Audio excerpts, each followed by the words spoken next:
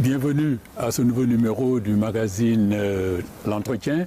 Aujourd'hui, nous nous trouvons à la place du souvenir africain pour parler du problème de l'eau. Mettre l'eau potable et saine à la disposition des populations, aussi bien au Sénégal que dans d'autres pays africains. On pourrait résumer ainsi, grossièrement vraiment, la vie de notre invité. Je vous le présente tout de suite. Il s'appelle Fadel Ndao. Il est ingénieur hydraulicien.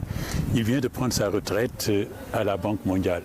Merci Fadel, et vraiment, c'est un plaisir que vous ayez accepté de répondre à cette émission, de cette invitation de l'entretien. C'est un plaisir partagé, Sada. Vraiment, je suis très content de pouvoir échanger avec vous autour des enjeux de l'eau en Afrique et au Sénégal en particulier. Voilà.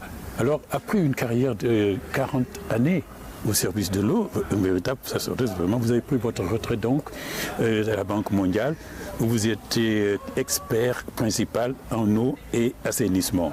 Alors, pour partager cette expérience qui est extraordinaire, vraiment, il faut lire le livre pour le comprendre. Alors, vous avez écrit ce livre qui a pour titre « Un parcours au fil de l'eau ». Une biographie, mais ce n'est vraiment pas une biographie, puisque vous racontez, c'est écrit comme un roman. Ça, nous insisterons sur ce point-là à la fin de l'émission. Mais alors, vous avez écrit ce livre, peut-être, j'ai l'impression, évidemment, pour faire découvrir les enjeux et l'importance de ce liquide précieux, son importance dans la vie, l'eau. J'ai découvert qu'on appelle aussi l'or bleu. Effectivement. Effectivement, voilà. Donc, c'est un secteur très important dans la vie, parce qu'on dit que l'eau, c'est la vie. Hein. Oui. Et donc, véritablement, c'est vraiment important de sensibiliser l'opinion un peu sur les enjeux de l'eau aujourd'hui. Il y a beaucoup d'efforts qui ont été faits au Sénégal à travers, disons, des différents projets d'alimentation en eau potable, que ce soit en milieu urbain qu'en milieu rural. Il y a aussi l'Organisation pour la mise en valeur du fleuve Sénégal, qui est un exemple de réussite en matière de coopération transfrontalière. Donc il y a beaucoup de choses à dire. Le Sénégal est cité en exemple dans le secteur de l'eau. Que ce soit à la Banque mondiale, dans les organisations internationales, le Sénégal n'est pas un pays très riche, mais a réussi vraiment à atteindre pratiquement l'accès universel à l'eau potable. Et donc, véritablement, il s'agissait, à travers ce livre-là, non seulement, disons, de raconter ce qui s'est passé, qu'est-ce qui est derrière cette réussite du Sénégal, pour que les générations actuelles puissent en profiter au Sénégal, mais aussi en Afrique, que cet exemple du Sénégal et de l'OMVS en particulier puisse être partagé. Voilà un peu le sens de ce livre. On peut dire aussi que derrière cette réussite du Sénégal, il y a eu des hommes comme vous, 40 ans, n'est-ce pas? Alors ce livre n'est pas un catalogue technique qui montre les coûts d'exploitation et de distribution de l'eau, mais alors des tranches de vie. J'ai été touché par cela. C'est écrit comme un roman, nous en parlons à la fin, mais alors votre biographie, évidemment, mais qui est mêlée généreusement et d'une manière empathique à la vie des autres hommes et femmes avec lesquels vous avez travaillé sur ces questions-là. Oui, tout à fait. C'est un travail d'équipe. Et donc j'ai tenu, j'ai ma part dans cette réussite-là pour avoir dirigé les grands projets d'eau et d'assainissement pendant plus de 15 ans au Sénégal. Mais aussi, c'est une équipe. Il faut qu'on reconnaisse la part que chacun a joué. Et donc il y a une sorte d'école maintenant de l'eau au Sénégal, pratiquement. Ah oui? Voilà, c'est ce qu'on peut dire. C'est parce que les experts qui ont travaillé dans ce secteur-là, pendant ces 20 dernières années, sont considérés partout dans le monde entier. Parce qu'on a réussi à accumuler une expérience.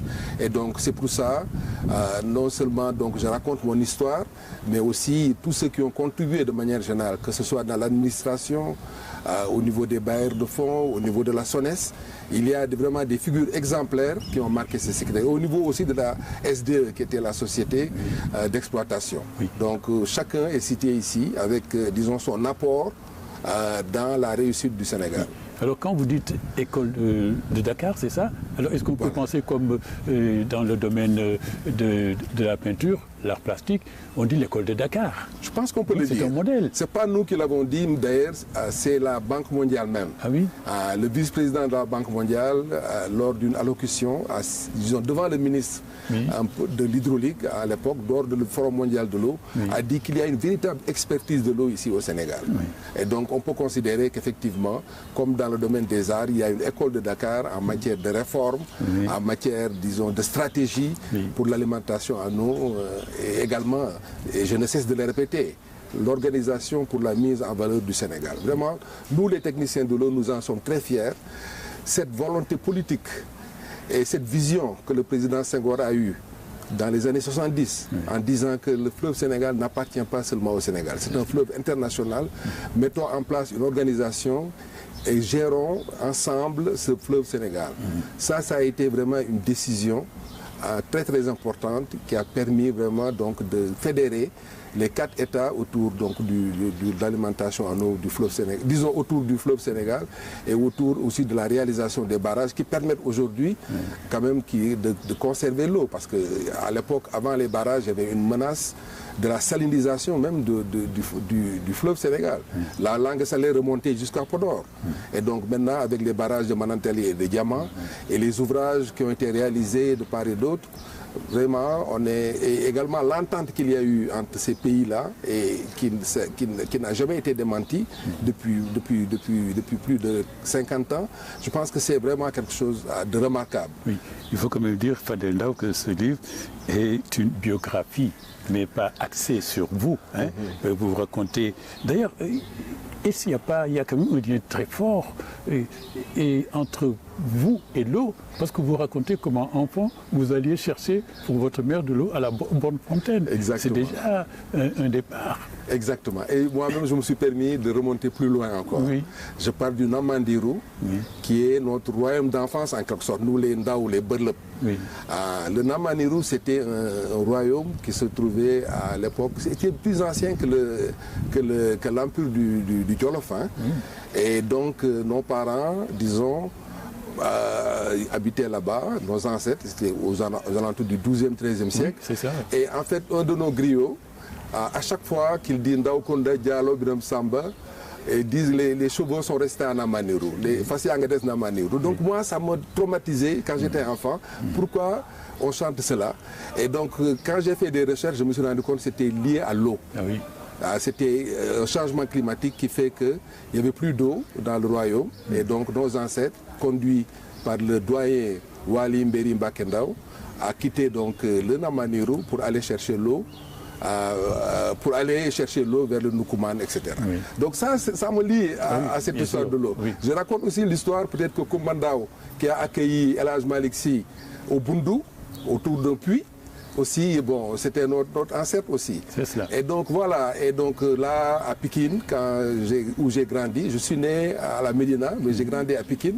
Et à l'époque, il y avait peu de ménages qui avaient accès à l'eau à domicile. Bien sûr. C'était la Borne Fontaine, qui était souvent assez loin du domicile. Et donc, j'allais chercher l'eau au niveau de la Borne Fontaine pour aider ma maman.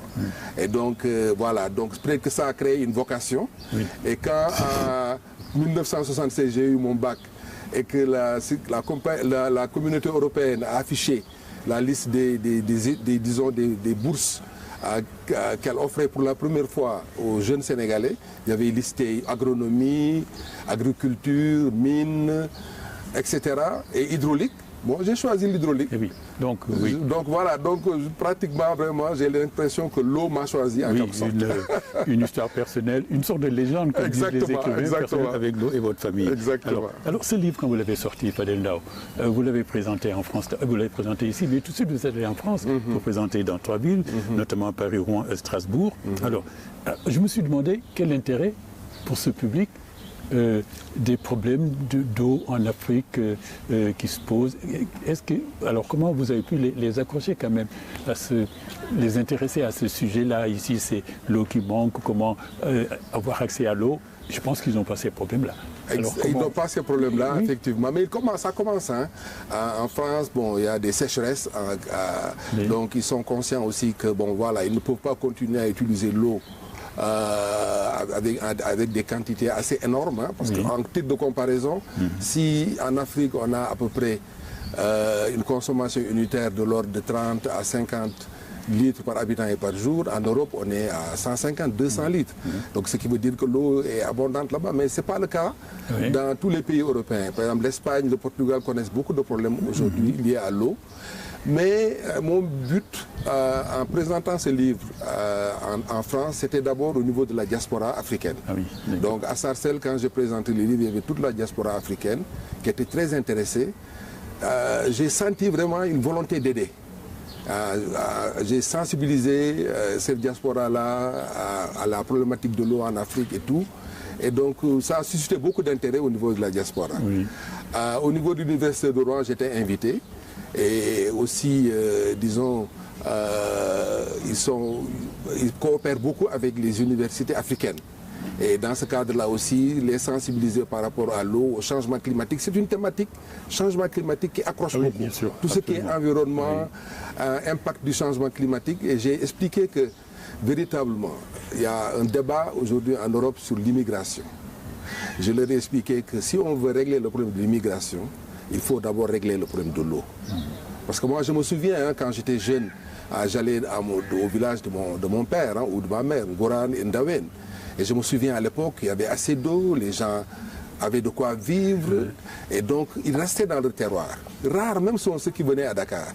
Mais à partir des années 70, quand il y a eu la sécheresse, que les gens n'arrivaient plus à se nourrir, c'est là que l'immigration, et d'ailleurs ça a commencé avec la vallée du fleuve Sénégal. Hein. Et donc c'est ça. Si on veut fixer les populations dans leur terroir, il faut maîtriser l'eau. Absolument. Et donc ça, c'était un message également fort. Et enfin, Strasbourg, c'était symbolique, c'était mon école, là où j'ai été formé. Et donc, vraiment, c'est avec beaucoup d'émotion que j'ai fait une présentation devant les professeurs, devant les élèves, 40 ans presque après mon diplôme. Et c'était vraiment intéressant d'échanger. Et j'ai rencontré des jeunes Sénégalais aussi qui sont là-bas, qui étudient, qui vont devenir ingénieurs. Et donc, bon, pour eux également, bon, c'était important d'avoir le retour d'expérience d'un aîné pour vraiment savoir comment orienter leur carrière. Dites-moi, Fadel Ndao, est-ce qu'aujourd'hui on peut dire que l'eau denrée vitale est en train de se raréfier? Alors, parfois, dans la vie de tous les jours, parfois, par exemple, il y a des interruptions dans l'approvisionnement en ville, récemment encore à Dakar, ici. Alors, certains n'hésitent pas à parler de pénurie parfois. Alors ça se raréfie vraiment? C'est vrai, ça se raréfie parce que les ressources en eau, si on prend l'exemple du Sénégal, les ressources en eau renouvelables, hein, bon, c'est peut-être trop technique, mais je veux dire, on a estimé, par exemple, l'eau qui est au niveau disons, les eaux souterraines. On a évalué la quantité en milliards de mètres cubes. On a évalué également la quantité d'eau de surface disponible au niveau du fleuve Sénégal, du lac de Guerre, tout ça. Et quand on évalue tout ça, on divise par la population. Et disons, au niveau de la FAO et des Nations Unies, il y a un critère pour dire que si on fait ce calcul-là, c'est-à-dire le total de volume d'eau renouvelable disponible par rapport à la population, si c'est inférieur à 1700 mètres cubes par habitant, c'est considéré comme, disons, un pays qui est en situation de pénurie d'eau. Ah oui. Bon, au Sénégal, on est en dessous. Ah oui. Donc on est à 1400 environ. Et donc on a fait des projections pour 2050 avec la croissance démographique, avec la croissance des besoins aussi en eau. Parce que les gens utilisent beaucoup plus d'eau qu'avant, avec disons, tous les matériels électroménagers que les gens utilisent, et les piscines, etc., qui se développent. Donc ce qui fait que la projection qu'on a faite en 2050 a montré que si rien n'est fait, on sera autour de 700 mètres cubes par habitant et par jour. Vous voyez, on quitte donc 1400 aujourd'hui, presque la moitié. Ce qui veut dire qu'il y aura de moins en moins d'eau disponible. Ce qui fait qu'il faut donc trouver des solutions. Et l'une des solutions, je peux peut-être le dire tout de suite, c'est la réutilisation des eaux usées. On en parlera. On en parlera tout à l'heure. Bien sûr. Alors, vous avez travaillé pour l'alimentation en eau de Dakar et sur la réforme de l'hydraulique urbaine. Alors, quand même, il y a que depuis 1970, alors l'alimentation en eau à Dakar est un véritable casse-tête. Depuis 1970. Et d'après ce que vous venez de dire, apparemment, ça ne s'améliore pas encore. Alors, et on avait même noté en 1970 un déficit de 100 000 mètres cubes par jour. Quelle est la raison de... Voilà, la raison, c'est que Dakar est bâti sur une presqu'île. Et vous avez entendu parler de la route des puits à Dakar avant. Donc, à Dakar, on s'alimentait dans les années 60 avec quelques puits qui existaient autour de la route des puits. Hein. Et donc, malheureusement, avec l'intrusion saline, avec la sécheresse, disons, ces puits-là ont été pollués. il a fallu, donc dans les années 70, vraiment là, il y a une décision majeure qui a été prise d'aller chercher l'eau au niveau du lac de Guiers, à plus de 200 km de Dakar. C'est la première usine qui a été réalisée au niveau du lac de Guiers, l'usine de Nyit, qui a permis donc voilà, d'alimenter en eau Dakar jusqu'aux années 90 par là. Mais après, effectivement, on s'est retrouvé dans une situation de pénurie à Dakar. C'est ce qui a justifié les réformes qui ont été faites. Et donc, il y a eu une course contre la montre à chaque fois. Parce que Dakar, évidemment, s'agrandit, les besoins augmentent. Et donc, comme vous l'avez dit, en 1996, on s'est trouvé avec un déficit de 100 000 m3. On a mis en place des projets. Depuis lors, ce sont des projets avec des horizons de saturation de moins de 10 ans. Bon, on a fait le projet sectoriel eau, le projet eau long terme, le PEPAM. Là, au niveau des usines de traitement, on a donc fait, en plus de l'usine de Nyit, ce qu'on appelle KMS 1, Kër-Oumar-Sarr 1, Kër-Oumar-Sarr 2, Kër-Oumar-Sarr 3. On a fait des conduites.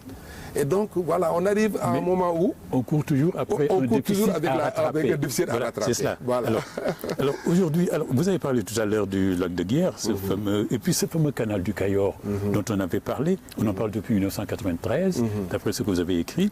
Alors, le lac de Guiers qui est situé à 200 km de Dakar, on pense que c'était l'apport pouvait être déterminant pour la recherche d'une solution. Mais finalement, oui, ça stagne. Exactement, exactement. À l'époque, vraiment, c'est dommage. En 1993, les études du canal du Cayor étaient terminées et il fallait mettre en œuvre ce canal. Pourquoi ce canal était une solution de long terme? Parce qu'il ne s'agissait pas seulement de réaliser une usine de traitement au niveau du lac de Guiers, de mettre des tuyaux, parce que les tuyaux ont une capacité très limitée. Mais donc, si vous faites un canal, vous allez envoyer un débit beaucoup plus important au niveau de Dakar. Et donc ça aurait pu permettre à l'époque de résoudre le problème pour 30 ans au moins. Et malheureusement, faute de financement à l'époque, on était en phase d'ajustement structurel. Le gouvernement n'a pas pu financer ce projet-là. Parce que l'un des bienfaits de ce projet-là, l'un des avantages comparatifs de ce projet par rapport à ce qu'on a fait KMS 1, KMS 2, KMS 3, c'est qu'on amène de l'eau brute au droit de Thiès. Et donc ça pouvait permettre aussi d'alimenter en eau les maraîchers. Vous savez qu'aujourd'hui, les maraîchers consomment de l'eau traitée à un prix assez élevé, et même subventionné quand même. Et donc l'agriculture ne peut pas se baser sur de l'eau traitée. L'eau brute alors qui arrive aurait permis effectivement de relancer le maraîchage au niveau de la zone des Niayes. Donc c'est un projet majeur, structurant, qui n'a pas pu être réalisé, mais je crois qu'au fil de nos discussions, vous verrez que ce projet-là revient aussi mais vous semblez déplorer son abandon parce que vous écrivez que manque d'ambition pour la réalisation de projets structurants pour le pays était l'une des plus grandes faiblesses de nos gouvernants de l'époque. Et on le verra plus tard aussi avec la non-réalisation du canal de Cayor pour l'amener d'eau brute du lac de Guiers vers Dakar, qui pourtant avait fait l'objet d'études dès 1993. Tout à fait. Vous semblez déplorer cela. Tout à fait, tout à fait. D'ailleurs, c'est lié un peu à l'autoroute Dakar-Thiès dont je parle. Parce que quand j'ai fini mes études, j'ai été recruté par la SONED Afrique. À l'époque, on avait fait, dans les années 80, l'étude avant projet détaillé, donc l'étude détaillée pour l'autoroute Dakar-Thiès. Bon, mais malheureusement aussi, ça n'a pas été fait. Et il a fallu attendre donc les années 2000 pour faire cette étude-là, alors que les emprises étaient déjà occupées. Il a fallu payer des milliards pour déplacer les populations. Donc voilà, donc je crois qu'à un moment donné, il faut aussi oser en termes d'infrastructure, ce qui n'a pas été le cas pendant cette période d'ajustement structurel, où on comprend, le gouvernement avait des ressources budgétaires limitées et les partenaires aussi n'avaient pas accompagné ces projets-là. Alors quand on parle de l'apport en eau à Dakar, la distribution, les derniers chiffres sortis d'une enquête de l'ANSD montrent que 70% des ménages à Dakar ont l'eau du robinet à leur domicile. Est-ce une bonne performance, 70%? Non, 70% c'est sur l'ensemble du périmètre urbain. À l'ensemble du périmètre urbain. C'est ça. Dakar, on est à 90%. Ah oui, d'accord. Donc c'est sur l'ensemble des villes qui sont dans l'affermage de la Seno. Donc il y a Dakar, Mbour, Kaolack, c'est une bonne performance? C'est une très bonne performance. Ah oui? En Afrique, donc, si on compare par rapport aux autres pays africains, De manière générale, l'accès, parce que les objectifs de développement durable sont vraiment très restrictifs en termes d'accès à l'eau. Parce qu'avant, on parlait des objectifs du millénaire pour le développement. Oui. Là, à ce moment-là, on pouvait considérer que si on avait un accès amélioré à l'eau, soit si on a l'eau au niveau donc, du domicile, soit on a l'eau au niveau de la borne fontaine, ou bien l'eau au niveau d'un puits distant de moins de 500 mètres. Voilà, mais quand on prend cet objectif-là, des OMD, le Sénégal est à plus de 95-96% d'accès. Ah oui. Si on inclut les puits, si on inclut les bornes fontaines. Mais maintenant, pour les 2030, maintenant, disons, les Nations Unies ont voulu aller plus loin. Oui. C'est-à-dire faire en sorte qu'il y ait de l'eau à domicile avec une pression suffisante et une qualité suffisante. Et ça, vraiment, le Sénégal est en avance par rapport à beaucoup de pays. Oui. Grâce aux programmes de branchements sociaux qui ont été réalisés pendant ces dernières années, qui ont permis, je disais tout à l'heure à Pékin, quand j'étais jeune, il n'y avait presque pas d'accès par borne fontaine, plutôt au robinet à domicile. Oui. Mais maintenant, pratiquement, on ne voit plus de borne fontaine à Dakar. Je ne sais pas si vous l'avez constaté, oui. À Pékin aussi, ni à Rufisque. Donc ça veut dire que ce programme de branchements sociaux a permis vraiment aux ménages d'avoir accès à l'eau à domicile, oui. Ce qui est vraiment une bonne performance. Oui. Hein. Mais il reste à faire, comme vous l'avez dit. Voilà, on pourra donc toucher la performance égyptienne, 100% d'eau potable disponible, totalement 100%. C'est quand même pas mal ça. Exactement. C'est-à-dire tous les besoins sont satisfaits. Exactement. C'est un effort qu'il faut faire. Oui. On parle de droit à l'eau. Oui. Et pour concrétiser ce droit à l'eau, il faut que les gens aient accès à l'eau et que les femmes surtout et les jeunes filles n'aient pas à se déplacer sur des kilomètres pour aller chercher l'eau. Oui.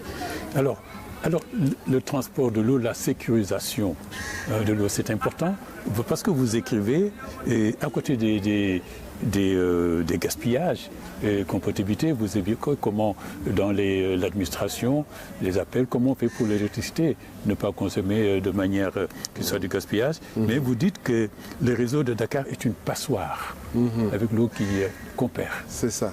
C'est ce qu'un expert de la Banque mondiale avait dit avant la réforme. Hein. Bon, à l'époque, on perdait pratiquement 30% de l'eau qui était produite à Dakar était perdue. Donc vous voyez, vous pompez l'eau depuis le lac de Guiers, vous traitez, et donc les réseaux sont vétustes, et puis on perd 30% de l'eau, c'est énorme. Hein? C'est énorme. C'est énorme. Et donc, la norme en général au niveau mondial, c'est qu'on ne doit pas perdre plus de 15%. Hein? Bon, quand même, c'est difficile vraiment parce que les réseaux sont enterrés et donc il y a des fuites qui se font, donc c'est très difficile qu'il y ait zéro fuite. Mais quand même, il y a eu beaucoup d'efforts qui ont été faits depuis, donc que cette annonce-là avait été faite. Je crois que c'était pour sensibiliser les autorités sénégalaises à l'époque, dire que le réseau de Dakar était une passoire, hein, parce que c'était un réseau vétuste. Mais bon, depuis lors, des efforts ont été faits et on a réduit le taux de perte qui était de 30% à aujourd'hui 20% à peu près. Et l'objectif, c'est d'arriver à 15%. 15%, oui. Malgré tout, vous écrivez que la réforme hydraulique urbaine est une réussite. Absolument. Malgré tout ça, c'est une réussite quand même. C'est une réussite au Sénégal. Oui. Pourquoi je le dis? Parce que bon, on a la SONES, qui est la Société de patrimoine, a réussi à mobiliser des financements très très importants dans le secteur. Hein? Deuxièmement, comme je l'ai dit tout à l'heure, le taux d'accès. Je crois que ça c'est fondamental aussi. Le taux d'accès par branchement est très élevé au Sénégal grâce à une politique de branchements sociaux. Depuis le début de la réforme, pratiquement 3 millions de ménages ont eu accès à des branchements sociaux. Et donc ces branchements sociaux, pourquoi c'est important? Parce qu'un branchement normal coûte à peu près entre 150 et 200 000 francs. C'est pourquoi les ménages pauvres ne pouvaient pas avoir accès. Mais maintenant, avec ce programme de branchement social, on vous donne le branchement gratuitement. Vous payez juste 14 000 francs de caution, d'avance sur consommation. Et c'est vraiment extrêmement important parce que ça a été un financement du secteur vers les ménages, des subventions qu'on peut estimer à environ, sur les 25 dernières années, à 50-60 milliards. Et donc c'est énorme. Ce qui veut dire que c'est grâce à cette réforme, grâce à cette vision de réforme, d'avoir une société d'eau aussi qui a les compétences et les capacités malgré les difficultés, les pénuries qu'il y a eu, quand même la société d'exploitation a réussi à fournir un service correct pour les populations urbaines Alors, vous écrivez à la page 199, je ne vais pas lire parce que vous en avez parlé tout à l'heure, et en ce qui concerne les politiques menées pour les réductions des fuites d'eau. Voilà, 19% du volume d'eau produit contre 32% en 1996. 13% avait été gagné en 25 ans, soit une économie de 13 millions de mètres cubes an, 335 000 mètres cubes jour, une économie de 30 milliards de francs CFA pour le secteur. Exactement. Vous écrivez, voilà, 130 km de canalisation en fonte qui avaient été mises en place, 50 000 branchements privés à l'eau, 120 000 compteurs d'eau, voilà, donc vraiment lutter contre eux. Ces fuites, c'est aussi... Exactement. Vous avez parlé des fuites au niveau de l'administration aussi. Il y a eu des plans d'action qui ont été mis en œuvre parce qu'on a visité à l'époque, dans les années 90, l'immeuble Bruyère de Lille, ou bien l'université de Dakar. Où l'eau est gratuite. L'eau est gratuite. On faisait même des vergers. On arrosait. Donc il y a eu des efforts qui ont été faits parce que quand même ça a un impact sur le budget de l'État. Parce que c'est l'État qui paye. Et donc aussi au niveau des casernes, au niveau des baraquements des militaires, tout ça, on a fait un effort quand même pour faire en sorte qu'il y ait moins de fuites. Et donc, comme vous l'avez dit, l'impact est énorme. Parce que si vous renouvelez les canalisations, si vous luttez contre les fuites, c'est de l'eau qui était produite en cours donné et qui est distribuée aux populations. Mais dites-moi, Fadel Ndao, alors les objectifs de cette réforme que vous vantez, vous dites que c'est une réussite, on vous croit. Mais alors, est-ce que augmenter la capacité en eau disponible pour la population équivaudrait à dire, peut valoir l'eau pour tous? Est-ce que, dans ce moment-là, ce n'est plus un slogan, mais c'est une réalité concrète, l'eau pour tous? Exactement. L'eau pour tous, c'est vraiment l'objectif. C'est un droit. C'est vraiment, comme on a dit, l'eau c'est la vie. Et donc, en Afrique du Sud, par exemple, juste après l'apartheid, il y avait vraiment, l'eau était utilisée. Même aujourd'hui à Gaza, l'eau est utilisée comme arme de discrimination en quelque sorte. Donc ces gens-là, on ne les considère pas comme des êtres humains ou bien on ne les considère pas comme nos égaux. Donc ils ne doivent pas avoir accès à l'eau. Et dès son accession, disons, au pouvoir, Nelson Mandela a mis en place un système où au moins les populations ont droit chaque ménage a droit à 6 mètres cubes d'eau, gratuitement. Oui, gratuitement. Voilà, donc ça c'est... Bon, ici au Sénégal aussi quand même, non seulement il y a l'aspect branchements sociaux, où on donne gratuitement ces branchements aux populations les plus pauvres, mais également dans la tranche tarifaire, on a conservé une tranche sociale. Aujourd'hui, si les ménages qui consomment à l'intérieur de la tranche sociale payent seulement 200 francs le mètre cube, alors que le prix de l'eau moyen c'est autour de 500 à 600 francs le mètre cube. Donc il y a des approches comme ça qui peuvent matérialiser, qui font concrétiser le droit à l'eau. Grâce donc à ces subventions sur les branchements et également la subvention sur les tarifs. Alors, pour avoir plus d'eau disponible, on a parlé évidemment du dessalement de l'eau de mer. Alors, ce que je voudrais savoir, est-ce que c'est le moyen d'y parvenir à moindre coût? Et puis la mer, mon Dieu, elle est vaste, n'est-ce pas? Alors, on sait que le projet que les Séoudiens avaient signé, les nouvelles autorités l'ont résilié. Alors, est-ce que vous pensez que est-ce que des pays ont réussi d'abord ce système-là pour avoir de l'eau? Est-ce que vous pensez aussi que ce projet, peut-être qu'il fallait le garder, qu'il faut le renouveler? Qu'est-ce que vous en pensez? Oui, le dessalement est parmi donc, les solutions pour l'approvisionnement en eau dans des pays comme les pays du Golfe, où disons l'eau est très rare, il y a des pénuries d'eau. Effectivement, le dessalement est une solution. Mais ces pays-là, ce sont des pays pétroliers. Et donc qui n'ont pas ce problème parce que ça coûte cher. Ça coûte cher. C'est ça que vous voulez dire? Ça coûte très cher. Ça coûte le prix du mètre cube, disons produit, tourne autour de 500 à 600 francs le mètre cube. Et donc c'est 3 ou 4 fois supérieur au prix actuel, quoi. Par exemple, de faire amener l'eau du lac de Guiers jusqu'à Dakar, on est autour de 150 francs, 200 francs le mètre cube. Vous voyez, donc c'est très cher. Donc ça demande beaucoup d'énergie. Parce que pour enlever le sel de l'eau, avec les systèmes d'osmose inverse, ça demande beaucoup d'énergie. Et donc on comprend que de toute façon, ils n'ont pas d'autre solution. Les pays du Golfe, les pays insulaires aussi, où la nappe est salée, ils n'ont pas d'autre solution. les Caraïbes, les îles Canaries par exemple, ce sont les îles, pas loin de nous, hein, Las Palmas, tout ça, dépendent presque exclusivement de l'eau dessalée. Mais, donc voilà, donc c'est une solution, tout le monde le reconnaît. Mais pour des pays comme le nôtre, peut-être que ce n'est pas forcément la solution idéale. Exactement. Il y a quand même, je pense que le gouvernement, disons, la SONES, avec l'usine qui va être réalisée au niveau des mamelles, a tenté de diversifier un peu. Parce que bon, on peut considérer que le risque d'amener l'eau du lac des Guerres jusqu'ici, s'il y a des pannes, s'il y a des tuyaux, ça s'est passé en 2013, hein, et qu'on n'a pas d'alternative, effectivement c'est difficile. Donc ils sont en train de réaliser une usine de dessalement au niveau des mamelles. Mais le projet dont vous parliez, je pense que c'est un projet qui effectivement était dimensionné et puis coûtait très très cher. Je comprends les autorités actuelles qui ont dit que véritablement, peut-être que ce n'est pas la solution. Hein. Et donc, ils ont décidé d'aller chercher l'eau plutôt au niveau du lac de Guerre. Ça coûte moins cher. Et puis, bon, non seulement, si on avait réalisé ces 400 000 m3 par jour au niveau, avec des dessalements, ajouté aux 100 000 m3 par jour qui seraient là au niveau des mamelles, le dessalement allait peser pour presque 40 à 50% de l'eau produite. Donc, vous vous rendez compte, avec un coût de 450 à 500 francs le mètre cube, qui allait payer? Bon, peut-être que le gouvernement allait subventionner, mais je crois que, bon, de toute façon, les ménages ne faut pas payer ça. Subvention du gouvernement aussi, ce n'est pas durable. Et donc, véritablement, la solution, c'est d'aller chercher l'eau, le canal du Cayor, qui était une solution vraiment qui avait été abandonnée, revient sur la table. Je crois que les autorités actuelles, par des autoroutes de l'eau, j'ai vu des discussions qu'il y a eu entre ces autorités à la Banque mondiale récemment. Et il semble que donc l'une des premières étapes de ces autoroutes de l'eau, on y reviendra tout à l'heure, hein, la maîtrise de l'eau, c'est fondamental, quoi. Et donc faire en sorte que les excédents soient redirigés vers des parties déficitaires, je crois que c'est ça l'avenir. Et donc on souhaite que ce projet du canal du Cayor se mette en place pour répondre aux défis des années 2050.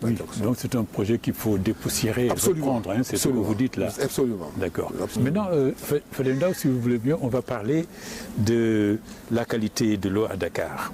Alors, quand on entend les consommateurs, apparemment ils n'ont pas trop confiance. Ils disent l'eau est trop calcaire. Parfois même on dit ils mettent en cause sa couleur, qui serait rougeâtre, peut-être à cause de l'argile, je ne sais pas.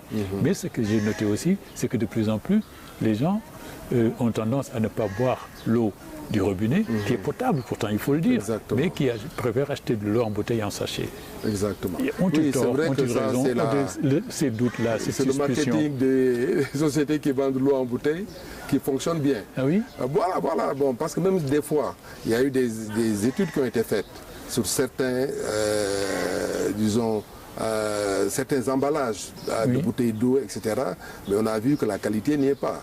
Et donc, bon, il faudrait que la réglementation, que le ministère du Commerce vraiment joue son rôle pour tester vraiment la qualité des eaux distribuées en bouteille, surtout en sachet. Hein? Mais l'eau comme le dit mon doyen Mamoudou Dia, qui était directeur général de la SDE, l'eau est la denrée la plus surveillée au Sénégal. Elle est surveillée par l'Institut Pasteur, elle est surveillée par le Service national d'hygiène, les sociétés d'eau elles-mêmes font des prélèvements, donc on peut considérer que l'eau qui arrive au droit du domicile est potable. Mais des fois aussi, à l'intérieur, les gens construisent, font des bâches, font des réservoirs en haut pour se prémunir des pénuries d'eau, etc., ou bien du manque d'eau. Et souvent, ces réservoirs-là ne sont pas bien nettoyés. Vous savez, donc l'eau qui est stockée comme ça, des fois, bon, si la pression est suffisante, cette eau-là, reste comme ça dans un réservoir en haut de l'immeuble pendant des jours et des jours. Et c'est ça qui crée le problème. Et quand l'eau manque, ce réservoir-là alimente la maison et c'est là qu'on constate effectivement des problèmes de qualité d'eau. Mais je dois dire que vraiment l'eau qui est distribuée au niveau est potable. Vraiment ça, il n'y a aucun doute là-dessus, c'est surveillé. Mais bon, on a quand même quelques problèmes de qualité physico-chimique de l'eau. Vraiment, le Sénégal, là où on a un problème, c'est dans la zone du bassin arachidier, il faut le reconnaître. C'est Kaolack, c'est Diourbel, toute cette zone-là centrale, il y a bon, quand même, c'est quand même un nombre de personnes très très important, parce que la nappe là-bas, elle est non seulement un peu salée, mais il y a du fluor également. Oui, du fluor. Il y a des niveaux de fluor tournant entre 3 et 5 mg par litre, alors que les normes de l'Organisation mondiale de la santé recommandent de ne pas dépasser 1,5. Donc ça, c'est le gros problème qu'on a de qualité d'eau. Ce n'est pas la qualité bactériologique, c'est-à-dire qu'il n'y a pas de microbes, rien, mais c'est la qualité physico-chimique. C'est-à-dire, bon, malheureusement, on n'y peut rien, c'est des forages. La solution maintenant, effectivement, c'est le transfert d'eau, aller mélanger cette eau-là avec de l'eau qui vient d'ailleurs. Même Touba aussi a ce problème-là de qualité d'eau. Il faut aller chercher, comme on a fait au niveau de notre Ndiosmone Palmarin, on a trouvé une nappe qui n'était pas salée et on a alimenté toute une zone jusqu'aux îles du Saloum avec de l'eau de bonne qualité. Oui. Alors vous dites c'est au niveau des forages souvent qu'on rencontre ce problème-là. Alors je vois, vous parlez du forage au début, on y reviendra, mais quand le forage produit de l'eau, vous écrivez, les bergers amenèrent les troupeaux, les vaches, des moutons qui souffraient de sécheresse et de la faim. Ils avaient suivi les femmes et ils virent le forage qui était une aubaine pour eux. Ils firent boire leurs bêtes. Ils ne savaient pas que cette eau contenait des produits chimiques qui avaient été injectés pour enlever les derniers sédiments, que cette eau n'était pas propre à la consommation et qu'elle pouvait être dangereuse pour leur santé. Vous écrivez plus loin. Alors Major, c'est un technicien. Il était interloqué. Il ne savait pas comment réagir face à cette situation inattendue qui était à la fois touchante et problématique. Il se dit qu'il devait intervenir pour arrêter la consommation de cette eau polluée par des produits chimiques utilisés pour développer le forage. Mais il ne pouvait rien faire, n'est-ce pas, face à la détermination de ces populations qui ne pouvaient pas laisser cette eau précieuse se perdre dans la nature. Donc les forages. C'est un spectacle très touchant. Oui. C'est-à-dire, vous venez dans la zone du Djolof, en pleine saison sèche, où l'eau manque. Les puits à l'époque, disons dans les années 80, quand on faisait ces forages-là, dans la zone du Djolof, vers Linguère par là, on pouvait aller jusqu'à 80 mètres de puits. Et puis avec une roche très difficile, donc l'eau manquait. Et donc maintenant, quand on fait les essais de forage, on fait le forage, on sait qu'on a capté une nappe, mais maintenant il faut développer, ce qu'on appelle développer le forage. On met des produits chimiques pour sortir l'eau, mais cette eau-là n'est pas potable. Donc normalement on doit rejeter ça. Mais les gens voyant l'eau comme ça jaillir, bon, pour eux c'est une perte. Voilà. Donc les femmes se précipitent avec leurs seaux, les bergers avec leurs bétail, et on ne peut pas les empêcher. Donc voilà, c'était juste une anecdote pour dire que pendant ces périodes d'essai, l'eau est tellement rare que les gens sont prêts à tout, même à utiliser de l'eau qui n'est pas potable, qui est utilisée pour développer le forage, rien que pour... Voilà. Mais aussi, le spectacle rassurant aussi, c'est qu'après qu'on ait réalisé le forage, qu'on a fait le château d'eau, qu'on a alimenté les villages, et que donc les gens, surtout les femmes, se rendent compte que là, près de mon domicile, il y a une bonne fontaine, l'eau jaillit, l'eau est pure, mais franchement, c'est ce qui fait la beauté de notre métier, quoi. Oui, vous dites c'est une anecdote, mais votre livre est plein d'anecdotes, parce que ce livre, encore Fadel Ndao, vous l'avez écrit, c'est romancé, c'est touchant, c'est pas du tout... Évidemment, vous parlez de choses techniques, mais ça se lit comme un roman. Donc c'est pour ça, il y a des anecdotes, il y en a plein. Vous avez assisté à des réunions importantes avec des chefs d'État, avec des techniciens, et puis voilà, vous racontez. Vous racontez très bien, d'ailleurs. Très bien, merci. Tu vois. Alors la gestion de l'eau, Fadel Ndao, si on en parle maintenant, certains disent, est convaincu que cette gestion est gérée par des privés. Alors, est-ce qu'ils ont raison? Parce que quand même, j'ai lu dans le livre, c'est pas peut-être ça a pu les induire en erreur, que c'est une société qui a été divisée en 3 entités, tout simplement. Mais il n'y a pas de gestion privée totalement. Exactement. Et il faut dire que le président Wade, lui, voulait une gestion totalement privée. Voilà. En tant que libéral, je pense que lui, il a considéré que, que le privé devait non seulement exploiter l'eau, mais aussi devait investir. Bon, donc, mais la réforme qui a été faite au Sénégal, on a parlé de privatisation à tort, parce que quand même les infrastructures restent la propriété de l'État. C'est l'État qui investit. En fait, pourquoi? Parce que c'est un bien social, éminemment social. On ne peut pas mettre le prix disons, à un niveau trop élevé. Oui. Et donc il y a je parlais des subventions sur les branchements, des subventions sur la tranche sociale, etc. Donc ce qui veut dire que si vous amenez un privé qui va emprunter de l'argent, des devises, Oui. et qui va investir et qui est propriétaire en fait de ces ouvrages-là, bon, ça va être répercuté sur le prix de l'eau. Oui. C'est pourquoi aussi au Sénégal, on a décidé plutôt d'aller vers une délégation de services publics. Oui. Nous avons considéré que le secteur privé, c'est un métier quand même de produire, distribuer l'eau. Oui. Ça demande une certaine technicité, ça demande des moyens, et puis donc voilà, c'est pour ça qu'on a dit on sépare. On dit il y a une société de patrimoine qui est la SONES, à qui appartiennent des ouvrages, qui investit et qui paye la dette, le service de la dette. Et il y a une société d'exploitation qui est privée. Et son rôle, c'est un fermier. Son rôle, c'est vraiment d'apporter des performances opérationnelles dans la gestion de l'eau. Et donc, c'est comme ça qu'on a fait. Et je crois que ça a été une réussite au Sénégal. Donc, mais l'eau n'est pas privatisée. Oui, c'est pas juste de penser que l'eau... Oui, c'est cela que je voulais dire. Voilà. Très bien. Il y a des pays qui l'ont fait, mais qui sont allés vers des concessions, par exemple. Et je donne l'exemple dans cette conversation qu'on a eue dans le bureau de vous montrez que les gens vous étiez réticents, enfin le groupe, ses interlocuteurs étaient les techniciens de l'eau. Voilà, exactement. Mais bon, on lui a dit que bon, voilà, il voulait faire une concession toute eau. Oui. Ça, pour lui, vraiment, voilà, il fallait donner l'eau, l'assainissement à un privé qui allait investir. Pour que c'est l'état d'esprit libéral, je comprends fort bien. Hein? Oui. Mais on lui a dit que toutes ces expériences-là qui ont été tentées dans le monde, en termes de concessions dans le secteur de l'eau, ont échoué, quoi, en quelque sorte. Et j'ai donné l'exemple de Buenos Aires, voilà, où la concession a échoué, même au Mali aussi. Donc voilà, donc il faut être très prudent dans ce secteur-là, parce que c'est un secteur social. Et donc si on amène des privés, il faut qu'on limite leur champ d'action, parce que il faut éviter que les populations soient otages d'un investisseur privé en quelque sorte. Oui.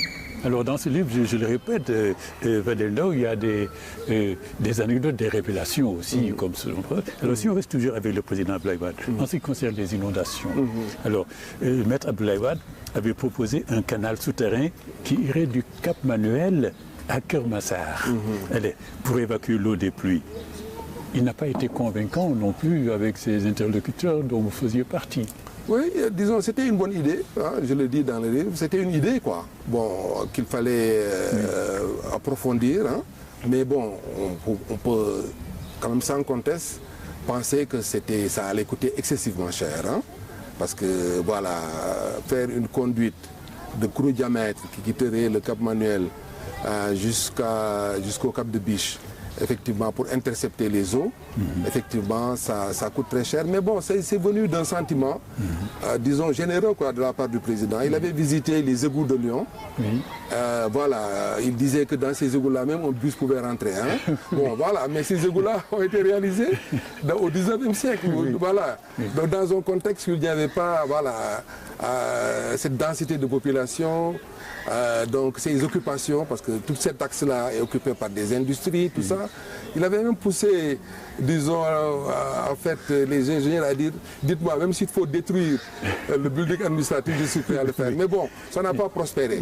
Mais donc les solutions se trouvent ailleurs, je crois. Est-ce que l'idée n'était pas de lutter contre réagir face aux inondations, d'essayer d'apporter une solution? Est-ce que c'était pas ça une idée généreuse, évidemment un peu incroyable, exactement. Non, c'était une idée, hein. Bon, mais je pense que la solution, et dans le livre on l'aborde, hein, c'est vraiment de faire en sorte que là où l'eau passait, qu'on libère ces zones-là des occupations. Mais oui, parce qu'on l'a dit, l'eau a une mémoire. Exactement.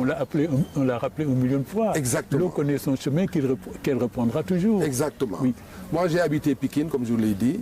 De l'autre côté des rails, vers Thiaroye par là, c'était des céanes. On allait même chercher pour nos mamans ou pour les animaux domestiques, tout ça, des herbes pour les aider. Donc voilà, c'était une zone marécageuse où l'eau affleurait.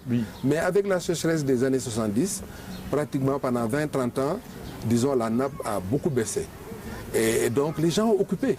Et donc cette zone-là qu'on appelle Guinaw Rail est devenue une zone habitée par des dizaines et des dizaines, des centaines de milliers de personnes.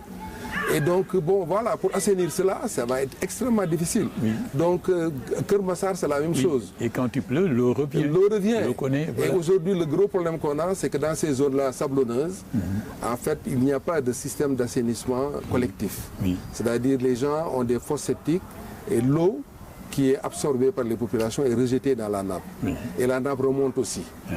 Donc ce qui fait que c'est très très difficile. Oui. Et donc ça demande des solutions vraiment courageuses au niveau politique. Oui. Et par exemple, le plan décennal de lutte contre les inondations à 2022, voilà, l'objectif principal, ce n'était pas de réaliser des conduites. Hein. Ah oui? L'objectif principal, c'était de dégager les zones. Ah, tout simplement. Voilà, de restructurer. Je crois que c'est pour cela, d'ailleurs, il avait été créé un ministère de la restructuration urbaine. Mais après, on a oublié, on a privilégié plutôt les conduites par rapport aux actions qui ne sont pas peut-être populaires, qui consistent vraiment à dégager les populations de ces voies inondables, de les reloger ailleurs et vraiment de faire en sorte que l'eau aille naturellement là où elle doit aller. Oui, et est-ce qu'il n'y a pas ce point quand même qui pourrait être important, il me semble, c'est-à-dire arriver à canaliser cette eau de pluie qui pourrait être utilisée. Exactement. C'est cela. Exactement. Ça, c'est vraiment une solution importante à faire en sorte que ces eaux-là soient canalisées vers les zones humides et qu'on puisse les réutiliser pour l'agriculture. Hein? Oui. Parce que toutes ces eaux-là qui sont perdues, ces eaux de ruissellement peuvent être canalisées derrière des barrages ou bien derrière des bassins, mais pas des bassins à l'intérieur des habitations comme on fait, mais des bassins à l'extérieur et puis qu'on les utilise vers les zones agricoles en quelque sorte. Alors, est-ce que vous ne pensez pas, Fadel Ndao, qu'on assiste là à une sorte d'impuissance des autorités, impuissance, je dis bien, qui, devant ce phénomène des inondations, ça rappelle un peu pendant les années de sécheresse, quand Youssou Ndour chantait, d'ailleurs vous l'écrivez, quand il disait « Bekor bi yatuna, maral bi mettina », et le président Senghor avait dit à l'époque « il faut prendre la sécheresse comme une donnée permanente ». Ah ouais. Est-ce que, voilà, c'était une manière de baisser les bras, de dire pour le moment on ne peut rien, bien qu'on a, il y avait le CIRS et tout, mais des organisations sous-régionales pour lutter contre la sécheresse.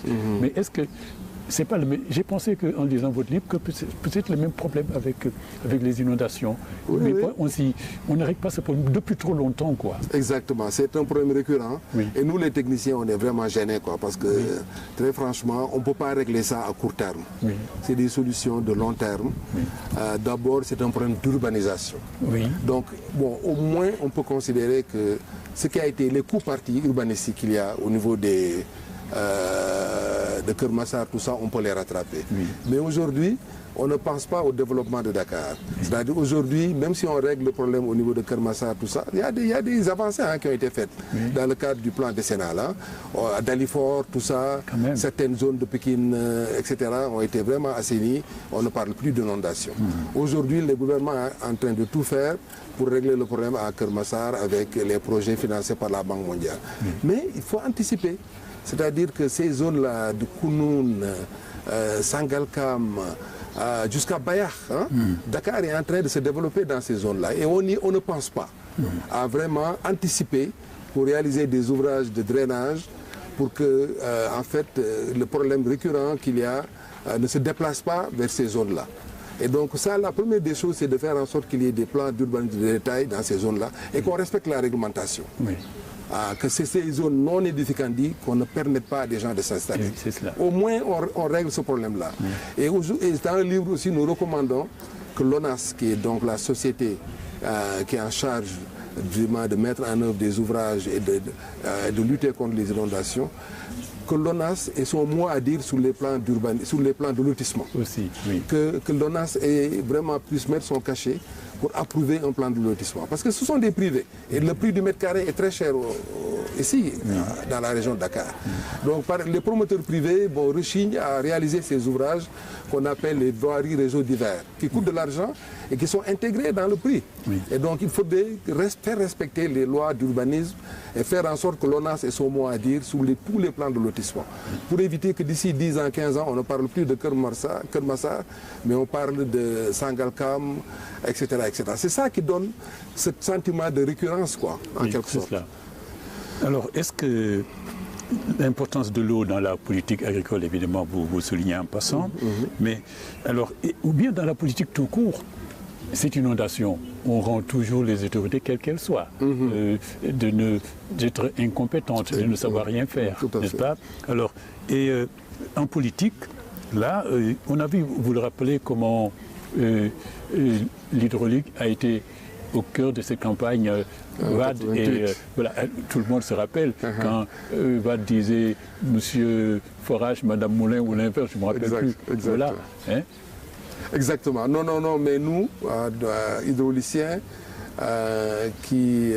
nous étions très satisfaits de ça. Que le président mette en avant, disons, les forages pour sa politique, pour sa réélection. Bon, évidemment, on comprend Maître Wade à l'époque aussi, parce que c'était un élément important pour le succès de Diouf dans le monde rural, essayer de railler un peu ce slogan-là avec ce slogan. Donc, nous, on est là pour aider les politiques à réaliser leurs ambitions. Et donc, si on voit que véritablement les politiques mettent au devant la maîtrise de l'eau, l'alimentation en eau des populations, on appuie et on accompagne par des projets, par donc une planification et également pour la recherche de financement. Voilà un peu nous, notre rôle en tant que technicien. C'est cela. Donc vous avez aimé cette intrusion de... Absolument. Voilà, absolument. À chaque fois qu'on considère que la politique, disons que l'eau est au centre des politiques, nous sommes satisfaits et nous sommes prêts à accompagner. Oui. Alors, il y a une note... peut-être triste, je ne sais pas si le mot n'est pas trop fort, que j'ai noté en lisant le livre, c'est la Falémé. Comment les orpailleurs clandestins abîment l'environnement. Et puis la partie aussi un peu touchante, c'est quand le fleuve était à sec et que les paysans avaient mis des épanchages pour garder l'eau et que les singes venaient se les disputer, le combat qu'ils faisaient. Mais sans vous avoir touché le sort de cette vallée. Franchement, j'ai assisté à ces scènes-là en 1986. Quand on était parti, j'étais travaillé pour la SONED et j'étais avec un doyen, là, hydrologue, feu Pape Ousmane Fall, paix à son âme, et on était chargé d'aller recenser tous les bassins de rétention, en quelque sorte, les retenues collinaires dans cette zone-là, pour permettre aux populations, pendant que la Falémé est à sec, d'avoir accès à l'eau. Et donc, on a sillonné toute la vallée de la Falémé, et véritablement, on est tombé comme ça, en traversant à gué la Falémé, sur une scène comme ça, où des singes venaient se disputer l'eau, parce que les populations avaient créé des cernes sur le lit mineur du fleuve Falémé pour avoir de l'eau. Et les singes aussi avaient soif. Et donc il y avait une sorte de bataille épique entre les singes et les populations. Et donc ça nous a beaucoup touchés. Et donc depuis lors, la Falémé, pour moi, est une préoccupation. Et donc... et l'agression de l'environnement par les orpailleurs clandestins. Exactement. Ça aussi, j'ai fait un cri du cœur d'ailleurs lors de la présentation du livre à Dakar en juin dernier, devant le ministre de l'Hydraulique, en disant que véritablement la Falémé est en danger et qu'il fallait tout faire pour sauver la Falémé. Je crois que mon cri de cœur a été entendu. Et récemment, vraiment, je me réjouis de la décision du nouveau gouvernement de suspendre, disons, toutes les activités minières autour de la Falémé. Bon, donc je crois que ça a été concrétisé. Parce que la Falémé, c'est vraiment très important pour le Sénégal. C'est un fleuve qui alimente le fleuve Sénégal à hauteur de 25%. D'ailleurs, si on voit ce qui se passe aujourd'hui autour de Matam avec les débordements du fleuve, c'est parce que la Falémé n'est pas contrôlée. S'il y avait un barrage au niveau de la Falémé, l'eau allait être contenue là-bas, de sorte que le débit qui va vers Matam, tout ça, dans des maillots, serait réduit. Et en plus de ça, maintenant, au niveau du barrage de Banantali, disons en amont, il y a tellement eu d'eau, le barrage s'est rempli, donc ils sont obligés de lâcher de l'eau aussi. Ce qui fait qu'aujourd'hui, ce qui explique un peu le débordement du fleuve Sénégal. Donc le contrôle de la Falémé, c'est vraiment quelque chose d'important. Parce qu'il y a un projet de barrage d'ailleurs qui existe au niveau de Gourbassi, à 100 km en amont un peu de l'embouchure. Et donc, pour nous, vraiment techniciens, c'est une urgence pour le Sénégal.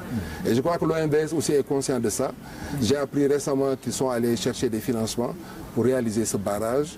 Et donc, c'est la seule manière, disons, de sauver la Falémé sur le long terme. D'abord, interdire l'orpaillage clandestin, ils utilisent du mercure. Et des métaux lourds qui peuvent même en fait polluer le fleuve Sénégal. Et deuxièmement, le fait que pendant, disons, la saison sèche, le fleuve est à sec et les populations n'ont pas d'activité. Et donc, ce qui explique aussi que les populations elles-mêmes se mettent à faire de l'orpaillage clandestin pour avoir des activités génératrices de revenus en quelque sorte. Vous indiquez évidemment, là c'est l'ingénieur hydraulicien qui parle, n'est-ce pas? L'eau, facteur de développement et de paix aussi. Et vous racontez comment le barrage de la Renaissance a pu faire la paix entre l'Égypte et l'Éthiopie. Et aussi, je pense aussi à ce que vous racontez en début de ce village où on devait mettre... alors, c'est curieux. Le président Abdou Diouf avait promis un forage, son épouse, Madame Elisabeth Diouf, avait promis un forage, et puis voilà. Et il y avait une rivalité entre ces deux villages qui voulaient ce forage. Mais finalement, parce que vous ne pouviez donner qu'un seul forage. Exactement. Sur les deux voilà, exactement. Voilà. Et finalement, la paix, ils se sont rencontrés, alors ils ont discuté, les rivalités ont été oubliées, et puis on s'est retrouvés. Et donc le comme facteur de paix, et l'Éthiopie. ça illustre l'eau et facteur de paix, non seulement au niveau des États, bon, en parlant de l'Éthiopie, même au niveau du Sénégal, mais aussi au niveau des villages. On a, tous les techniciens de l'hydraulique vont vous raconter des anecdotes comme ça, il y en a plein. Où des villages rivaux refusent de se partager le forage. Et donc la politique du gouvernement aussi, à l'époque, c'était de dire maintenant, on ne peut pas réaliser un forage pour chaque village. Ça coûte très cher. Donc, on fait un forage multi-village. On choisit un emplacement, on fait un château d'eau et on distribue dans un rayon de plus de 10 km. C'est ça l'approche. Mais tous les villageois ne voyaient pas ça de cette manière. Et donc là, pour ces deux villages-là, vraiment, on a été surpris de voir qu'aucun des villages n'acceptait que le forage soit situé dans l'autre village. Et donc là, mon ami Major, qui était le directeur adjoint de l'hydraulique, a trouvé une solution tout à fait originale, mettant le forage exactement au milieu entre les deux villages. Et avec le dialogue, etc., qui s'en est suivi, donc on a pu réconcilier les villages. Et récemment même, j'ai appelé là-bas, et ce forage-là maintenant alimente presque une trentaine de villages autour. Donc ce qui veut dire que le forage est fédérateur en quelque sorte, a amené la paix dans ces villages-là. Et en fait, c'est ça le rôle de l'administration. Parce qu'il y a des réalités sociologiques chez nous, vous n'ignorez pas. Il y a des sociologues dans vos missions. Voilà, il y a des sociologues. Heureusement que le sociologue nous a aidés à comprendre vraiment l'historique, qu'est-ce qui s'est passé, quoi. Et quel est le sens de cette rivalité. Et il y en a beaucoup. Non, mais même pour l'emplacement du forage, vous écrivez que là, c'est pas bon parce qu'il faut, je pense, satisfaire les esprits. Il y a des exactement, pas dans les essais de pression. Parce que quand on a fait le château d'eau au milieu, tout ça peut-être s'est raconté. Bon, le tuyau qui alimentait un des villages a éclaté. Et donc les villageois ont dit que ce sont les autres qui ont marabouté c'est ça. le tuyau en quelque sorte. Donc c'est des histoires comme ça, on en connaît beaucoup, pour dire qu'effectivement ce n'est pas seulement un aspect technique, mais c'est un aspect aussi sociologique comme vous l'avez dit. Et puis également que l'administration doit jouer son rôle pour rétablir l'équité sociale. C'est cela. Parce qu'on s'est rendu compte même dans les villages, même pour distribuer les bornes fontaines, il y a quand même un certain nombre de partis pris en quelque sorte. Il y a des réalités du village qui font qu'il y a des gens qui sont exclus. Et l'administration doit rétablir l'égalité entre les citoyens. Et donc, il y a beaucoup d'histoires comme ça, même entre communautés, dues à la religion, tout ça. Le forage vient de tel village qui est d'une telle obédience, et donc je refuse moi comme aliment. Donc voilà.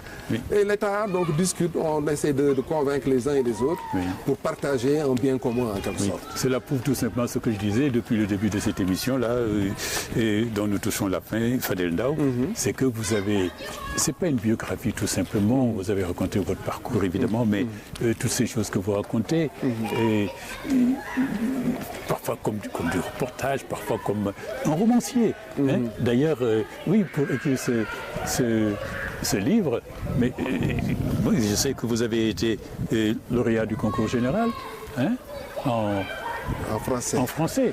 Donc c'est normal que ce livre soit si bien écrit et que vous racontez, écrivez comme un roman vraiment. Et d'ailleurs, vous citez bien, l'eau n'est pas seulement nécessaire à la vie, l'eau c'est la vie. Antoine de Saint-Exupéry. Exactement. Alors, des références littéraires aussi, n'est-ce pas? Exactement. Non, non, franchement, je crois que bon, j'ai fait des études scientifiques, je suis ingénieur hydraulicien, mais quand même, bon voilà, quand j'ai une fibre littéraire aussi. J'aime beaucoup la lecture, quand j'étais jeune, je lisais. On avait la chance à l'époque. On avait le centre culturel français, il n'y avait pas de téléphone portable, donc on lisait 2 livres par tous les 15 jours. Hein. Donc c'était ça, voilà. Et donc moi, bon, même mon prof de français en première C me disait, mais qu'est-ce que vous faites hein? Parce que j'écrivais des nouvelles, j'écrivais des poèmes, etc. Et donc j'ai toujours eu en tête d'écrire quelque chose. Et donc effectivement, c'est un livre sur mon expérience, mais aussi j'ai essayé d'apporter une touche littéraire aussi. Et je suis heureux que vous l'ayez constaté. Oui, vous n'êtes pas limité à vous occuper des problèmes de l'eau. En Afrique du Sud, au Burkina Faso, en Égypte. Alors, partout où vous êtes allé, vous êtes intéressé à la vie des gens qui étaient là. Et surtout, vous êtes un gourmet peut-être, en tout cas, les restaurants, les mets, vous racontez le plaisir que vous aviez, que vous avez eu à goûter les plats de ces pays-là. Et puis comment aussi les Congolais sont tombés émerveillés devant les caprices du Burkina Faso, peut-être, qui commandaient pour... Voilà. Donc c'est des pans de vie qui sont racontés avec... mais vraiment, c'est la vie, c'est pas seulement les problèmes de l'eau qui sont là-dedans, évidemment racontés, mais écrits comme un roman et par un homme qui aime les lettres, la littérature. Exactement. Vraiment, je suis content que vous ayez... C'est un aspect aussi de ce livre-là, moi, qui m'a touché personnellement. Merci beaucoup, Sada. Vraiment, j'ai tenu à agrémenter le livre aussi avec des histoires personnelles. Et puis, comme vous l'avez dit, ça donne envie à celui qui le lit et qui sera au Burkina, par exemple, de se dire que si je vais au Burkina au mois de janvier, il faut que je goûte les fraises du Burkina. C'est quelque chose qui m'a surpris. Et puis vous racontez le plaisir que vous avez à goûter les fraises du Burkina. On en sentait la saveur en lisant ce que vous avez écrit. Et si on va en Afrique du Sud, vraiment qu'on apprécie aussi le goût des aliments là-bas, parce que c'est un pays qui a été sous apartheid pendant longtemps, coupé du reste du monde, et ils ont gardé les semences originelles en quelque sorte. Et donc là-bas aussi, pareil, le goût de la viande, le goût des légumes, tout ça, c'est assez particulier. En Égypte aussi. En Égypte aussi, voilà, au bord du Nil, vous pouvez déguster des plats. Et puis aussi le jollof rice, vous terminez sur ça. Le jollof rice. Oui. Donc c'est une histoire vraiment que j'ai suivie sur Internet pendant longtemps. Sur Twitter en particulier, vers 2016 par là, quand un reporter de CNN, Richard Quest, avait fait un article sur le jollof rice. Il s'était rendu au Nigeria. Il avait interrogé le ministre nigérian du tourisme et il lui avait posé la question: quel est le meilleur jollof rice de la sous-région? Et le ministre imprudent a dit que c'était le jollof rice du Sénégal. Alors là, il y a eu une levée de bouclier. Ils ont dit non, il faut que ce ministre-là démissionne, parce que le riz tel que fabriqué au Nigeria est le meilleur. Donc il y a eu beaucoup de controverses. Et nous, quand on allait à notre Water Week là, de 2022 ou 2023, un collègue, disons parce que dans la communauté là, de la Banque mondiale, il y a des Nigérians, des Ghanéens, tout ça. Et donc quand en fait l'UNESCO a décidé que le riz sénégalais était un patrimoine immatériel de l'humanité, moi tout de suite j'ai fait un truc sur notre groupe WhatsApp pour dire que maintenant un Nigérien, Ghanéen, mais c'est dit, mais ils n'étaient pas d'accord et on a fait à Washington un concours aussi. Mais je conclus en disant, écoutez, vous avez eu tort de l'appeler Jollof Rice, parce que le Jollof est une province du Sénégal. Bien sûr, bien sûr. Donc on ne peut pas comparer, quoi. Voilà. Voilà. Merci vraiment. Merci. Alors moi je recommande, je le fais rarement, mais quand il le faut, je n'hésite pas, je me laisse aller. Je recommande la lecture de ce livre. C'est pas une simple biographie, mais vous racontez les problèmes de l'eau avec compétence, puisque vous êtes ingénieur hydraulicien, mais aussi un homme de lettres, et vous racontez tout ce qui s'est passé au cours de 40 ans et au Sénégal, à la Banque mondiale comme expert, au PNUD pour les problèmes de l'eau, et vous le racontez fort bien. Donc un parcours au fil de l'eau par Fadel Ndao. Merci vraiment de nous avoir. Et puis là, nous enregistrons, nous remercions les autorités qui nous ont permis d'enregistrer ici à la place du souvenir. Souvent, nous y venons. Alors, il est comment les enfants, on les entend. Parce qu'à cette heure-ci, ils viennent. Ah ben là, c'est un endroit agréable. Exactement. Donc, on les entend. Heureusement qu'on est arrivé à la fin. Merci vraiment de nous avoir accordé cette heure d'entretien. Merci, Sada. Voilà. Merci vraiment d'avoir pris le temps de lire ce livre. Je vois que vous l'avez lu méticuleusement. Merci beaucoup. Et donc, je vous remercie aussi pour votre professionnalisme, la façon dont vous approchez la lecture et dont vous faites la promotion de la lecture ici. Merci beaucoup, Sada. Merci. Quant à vous, merci de suivre avec nous cet entretien d'une heure avec Fadel Ndao sur son livre Au fil de l'eau, un parcours autobiographique, mais qui n'est pas seulement que ça. Je vous donne rendez-vous prochainement pour notre émission L'entretien. Au revoir.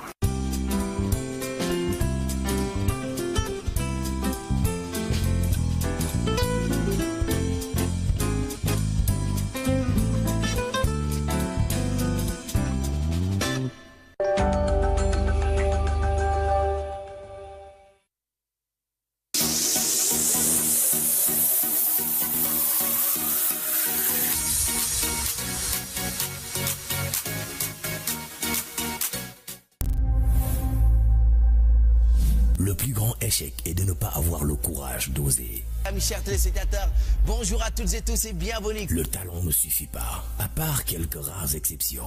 Contentement la ñuy àndal pour vous accompagner de 11h à 13h. Les meilleurs joueurs sont les plus gros travailleurs. Ce n'est pas parce qu'il est difficile qu'on n'ose pas le faire, mais c'est parce qu'on n'ose pas le faire que c'est difficile. leen mës a wax ni c'est trop tard. Croyez en vos rêves et ils se réaliseront peut-être. Croyez en vous et ils se réaliseront sûrement. Il faut être fier de soi-même. L'attitude détermine les actions déterminent le résultat détermine les modes de vie. Avec les autres, c'est compliqué et ça prend du temps. Chaque fois nekk leen ci ngeen liggéey gëm seen bopp. Alors tapez haut. Les témoignages réussissent là où les vendeurs échouent. Il sert à rien d'être le meilleur si on est le seul à le savoir. yàlla ko def ci yow tal bu yàlla tal sànni ca ma tëjan nga di ko fay. Retrouvez 11-13 du lundi au jeudi à partir de 11h sur la 2STV. Nice, mën naa dugg.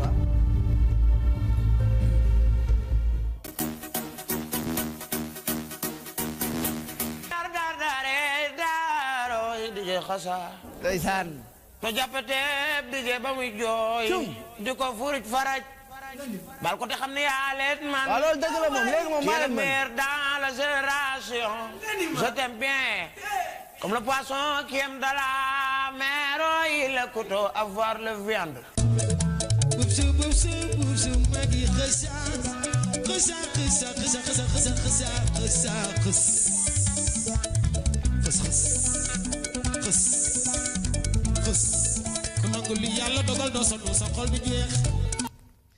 Quel plaisir, merci beaucoup mon très cher ami l'international Mr Ndama Torino Grégoire. Eh mon gars, merci beaucoup, quel plaisir de vous retrouver sur cette antenne de la première chaîne de télévision privée du Sénégal. Où que vous soyez, qui que vous soyez, je vous dis bonjour, j'espère quand même que vous avez passé un bon week-end.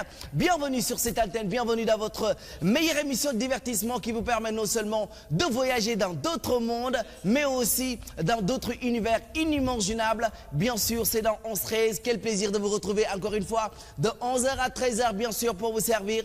Comme que day tardé rek mënatuñ ko xaar gële léegi bu tardé ñu dugg def suñu émission kii xale bi ci boppam la ñu mooñaale tardé ba man sax mujj gi gis ngeen sama àdduna dafa commencé woon yàq parce que dama doon tardé rek nit ñi naan léegi xëcaa day tardé du waaye yegg siwul du man maay tardé xam nga booy ànd ak nit muy tardé di tardé mujj gi da ngay tardé comprendre ngeen moom la waaw moom bu fekkee ni nag moom damay bañ mu kii parce que dama ne ko bàyyi naa di wax ci yow lu ñaaw ci télé bi léegi daal loolu kese la xale bi bëgg na tàdd war ngeen wax ak moom yéen ñi ay xaritam ay mbokkam ak ay am di jàmmam ni da nga koy yedd di ko wax dëgg mais rek kenn wax ko dëgg Sénégal kenn waxu ko dëgg ku ne ma wax nga dëgg rek fii ci Sénégal ma la dëgg man kese ka fi ne di wax dëgg te wax leen ko dëgg tàdd bi dafa bëri on est 11h regardez 11h08 foo ne mu naa maa ngi ci buntu po bi xool neen day jaay caractère de Daba moo ko allo tey nanka laa ko woowee allo Racky ça va tu vas bien mu ça va man ko foo ne mu ne maa ngi ci suuf moom man ko ok xam naa 11h jot na kon dañuy commencé mun ma bonne chance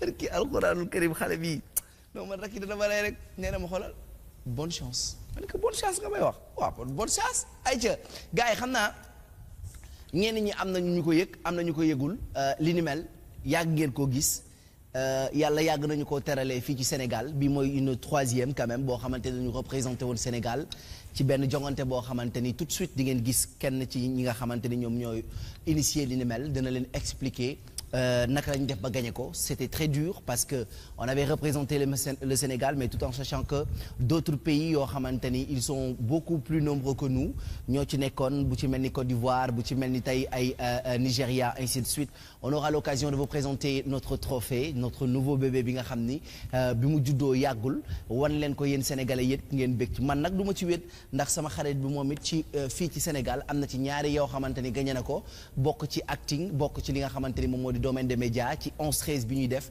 yàgg nañ ciy gagné bi le trophée kon sant yàlla bu baax a baax a baax lépp nag grâce à vous lépp grâce aux téléspectateurs lépp grâce à nos followers so ñi ngi leen di kontaane ñi ngi am plaisir ñi ngi am mbégte ak bànneex chaque fois chaque année di leen indil ay trophées yoo xamante ni xam naa ni man li trophée di def sama xol xam naa ko ndax bés a ngi ci bés yi di nga mën a toog wax ci sa njaboot ni leen kat sa baay ay gañe woon lii waaw ni ko sa baay ba mu la waaw nga ne ko moo gañe woon lii loolu daa am solo donc merci beaucoup encore une fois ñu gañewaat li nga xam ni moom moo di Pulse donc Influenceur Awards prix panafricain de l'influenceur le plus innovant de l'année édition 2024 pour la première fois ñu indil ko Sénégal kon sant yàlla jërë ngeen jëfati ay kaanam yu mag ngeen yu xeer ngeen ci vote yi ak ci partage yi ba tax Sénégal gagné bile trophée ñi ngi kontaan bu baax ci ñëpp en tout cas nuyu nañu leen bu baax a baax tous qui nous regardent de l'autre côté à l'étranger en France Italie Belgique Hollande aux États-Unis Danemark Sweden ba Canada ñi ngi leen di char bu baax a baax a baax en Afrique Mali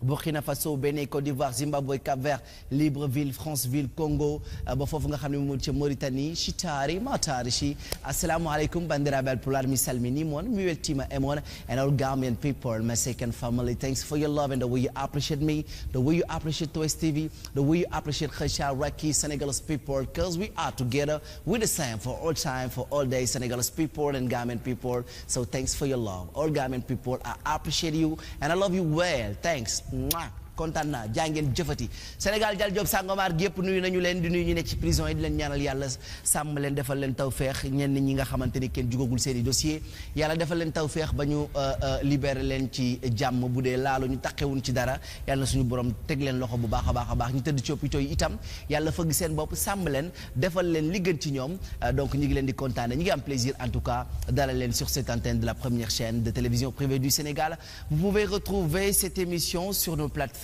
la 2STV bien sûr alors mën ngeen woo aussi ci 88 628 17 27 yaa wax li yow Babacar Grégoire yow Babacar bu ne vous pouvez retrouver cette émission sur nos plateformes ban plateforme lañ koy direct da ngeen xanaa Instagram ngeen koy direct boobu li 11-13 la de est-ce que jaawaloo ko yeneen émission yi voilà da ngeen am fit di bindal 88 628 17 27 comme d'habitude nous allons vous remettre de l'argent bien sûr des 25 000 50 000 100 000 francs pour vous amis chers téléspectateurs alors tenez-vous prêts tout de suite parce que lépp lu waay def rek na xam ne y a Dieu dedans alors espérons quand même que dinañ indiwaat yeneen ak yeneen incha allahu rabbi mais d'ici là je vous promets inchallah que dinañ gën a góorgóorlu gën a liggéey ba yéen ñi toog di seetaan seen xol di gën a sedd ay ca tey yéen a ma war a teral sax mais maa leen di teral man damay gagné sax di leen teral insistez leen ngeen woote ci 88 628 17 27 et d'ici là mon très cher let's do that ñu sante ko suñu borom ndax c'est pas les marabouts